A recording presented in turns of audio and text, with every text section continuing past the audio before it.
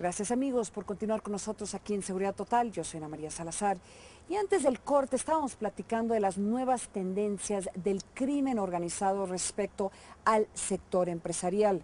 Ahora vamos a analizar el impacto que está teniendo esta ola de violencia en el sector turístico, particularmente qué sucede cuando gobiernos extranjeros publican estas alertas de viajes para sus connacionales que están interesados en viajar a México para ver nuestras playas o están interesados en venir a México para invertir. Veamos. Cuidado si visita México, evite ciertas zonas y tome precauciones. Este es el mensaje de diversos gobiernos a sus ciudadanos. En el caso de Estados Unidos, quien renovó en julio la alerta de viaje para los estadounidenses que deseen visitar México debido al alto nivel de violencia en el país, especialmente en la zona fronteriza. En esta última alerta anuncian el cierre indefinido de su consulado en Ciudad Juárez por razones de seguridad. El gobierno de Estados Unidos también advierte que en el sur del país, en regiones donde hay pueblos y ciudades con comunidades indígenas, existen disputas de tierras entre residentes y las autoridades locales. La alerta de Estados Unidos informa que los familiares del personal diplomático de sus consulados en las ciudades fronterizas de Tijuana, Nogales, Ciudad Juárez, Nuevo Laredo, Monterrey y Matamoros seguían teniendo permiso para estar fuera de México tras un atentado y la muerte de personas relacionadas con la diplomacia estadounidense. España tiene su alerta desde julio de 2009 y dice que por la situación de inseguridad que atraviesa México, aconseja que quienes tengan previsto viajar a este país adopten una serie de medidas preventivas. ¿Cómo afecta esto la economía de México? Si la ola de violencia no fuera suficiente para impactar el sector turístico o los inversionistas que estarían interesados en venir a México, hay una modalidad que se ha hecho muy popular en un porcentaje importante del país, que son las extorsiones. En el caso de extorsión, en el momento actual, muchas de las situaciones que se han venido presentando se han pagado. Pero sí son de los elementos que se tienen que ir evaluando, como pasa, como ya comentábamos, con el robo de transportes, en donde se incrementan los deducibles, se van diferenciando, se van incrementando las primas, entonces, pues sí, las aseguradoras tienen que ir en un momento determinado reaccionando ante este tipo de problemáticas y circunstancias que no se habían venido presentando, y entonces tenemos que ir evolucionando hacia ello y tenemos que ir reaccionando. En el momento actual, pues algunas compañías han tomado ya algunas medidas, otras no, pero sí se tienen que ir tomando algunas medidas y provisiones por parte del sector, pues para otra vez más evitar que proliferen este tipo de delitos. Por ejemplo, en el caso de Juárez, ¿por qué las extorsiones se dispararon? De manera extraoficial, más o menos de los negocios que quedan abiertos en nuestra ciudad, de cada 10, entre 4 y 5 están pagando extorsión, de todos los giros, desde negocios grandes, consultorios, tiendas de abarrotes, ferreterías, panaderías, peinadores, peluquerías. No hay ninguna actividad, inclusive hasta pequeños puestos de comida callejera. No hay ninguna actividad que haya permanecido a salvo en esta ciudad. ¿Y las autoridades? ¿Qué están haciendo? ¿Tienen la capacidad de detener esta ola de extorsiones en diferentes partes del país? No. Hasta ahorita hemos intentado con autoridades municipales y autoridades estatales de denunciar.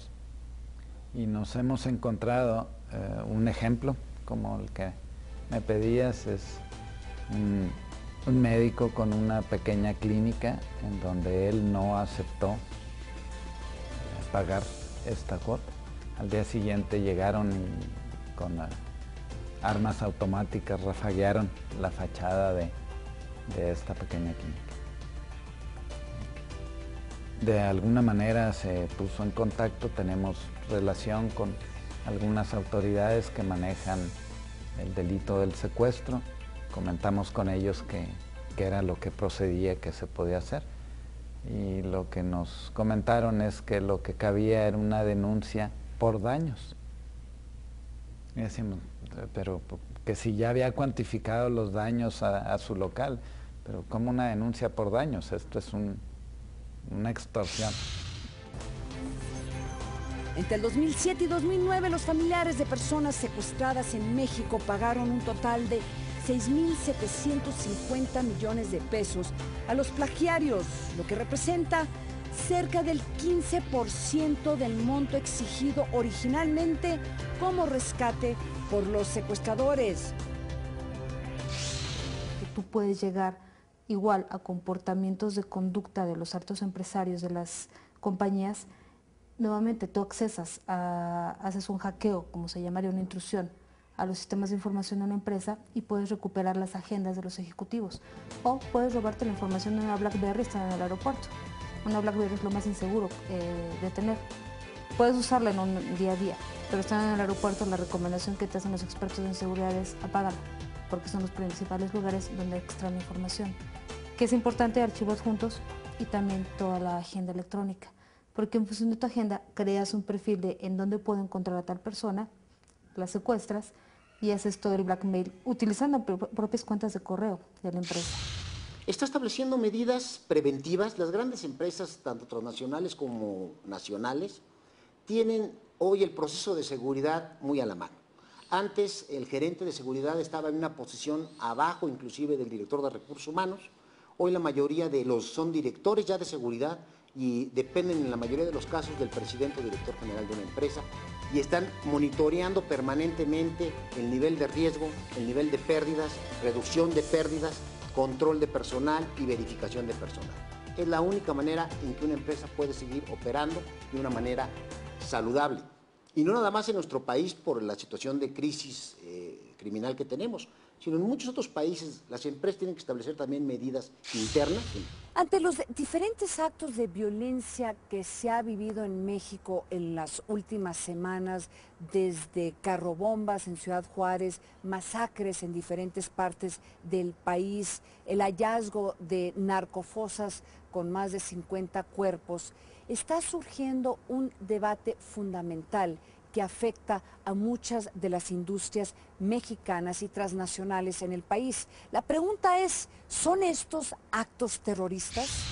Hay un tema que en su momento, dependiendo también de la evolución y la manera en la que vayan llevando una tendencia a todo este tipo de situaciones de la delincuencia organizada, pues nos va a meter muy de lleno en el debate de en qué casos hay algunos siniestros, algunas indemnizaciones que se tendrán que negar, porque si se tipifican desde el punto de vista jurídico como un acto de terrorismo, hay exclusiones específicas tanto en México como en el extranjero, porque son cláusulas internacionales que en el caso de actos de guerra y actos de terrorismo, la cobertura de seguros no opera.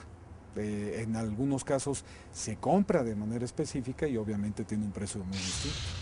Amigos, amigas, creo que es muy importante reflexionar sobre este último comentario que hizo el representante de la MIS, porque más y más se está discutiendo en el país si los recientes actos de violencia que hemos vivido, que incluye un carrobomba en Ciudad Juárez, una narcofosa en Nuevo León con más de 50 cuerpos, masacres en diferentes estados, si estas actividades deben de considerarse como actos terroristas. Y es que desde la perspectiva legal se podría decir que tal vez no cumplen con todos los requerimientos legales, pero desde una perspectiva de los ciudadanos, yo le puedo asegurar que la mayoría de las personas clasificaría estos actos como actos terroristas. Y lo importante de esto es la lucha que va a haber entre la opinión pública, entre la opinión de usted y la mía, y lo que está diciendo el gobierno federal.